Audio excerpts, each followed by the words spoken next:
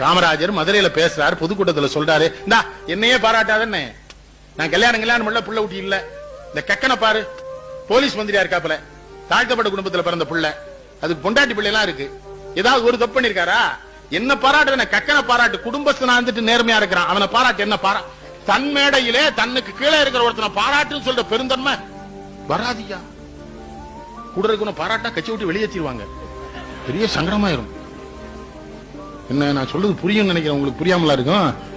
கக்கனை பாராட்டு.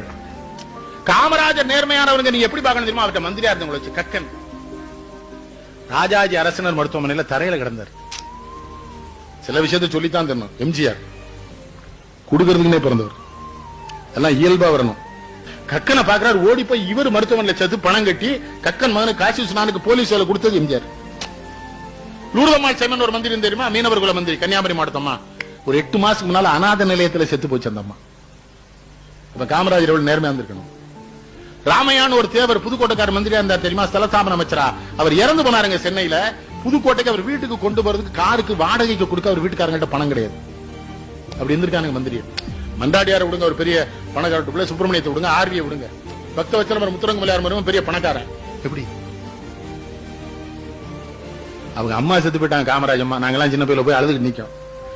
அப்படிலாம் தலைவன் பார்க்க முடியாதுயா. எங்கடா வந்தீங்க எல்லாருங்கிறாரு. அம்மா அவ கிளவி செத்துட்டானே, லூசு போயிலுங்க, எவன்டா சோறு போடுறது உங்களுக்குங்கிறார். 3வது வீட்டுல மச்சினை செத்தாலே போஸ்ட் அடிக்கணுங்கிறான் தலைவன் எல்லாம். 3வது வீட்டுக்காரி வரியில வந்த மச்சினை, அவன் பாருங்க சொந்த தாய் திட்டர் போனு, ஏய் ராமசாமி நானா சோத்து கடையெல்லாம் திறக்க சொல்றான், பட்டினியா கிடக்க போறான். அப்ப சொல்றாரு, ஏய் லாரில இருந்த வர்றீங்களா, போற வெளில செத்து போயிட்டா என்னடா டே அநியாயிட்டாங்கிறார். அவ கிளவிடா செத்து போயிட்டாங்கிறார். நான் இன்னைக்கு சாயங்காலம் போயிருவேண்டா, ஏன்டா வந்தீங்க? என்ன தலைவர்? தலைவர் வப்பாட்டி செத்ததுக்கே கூட்டத்தை லாரில கூட்டு வரானே.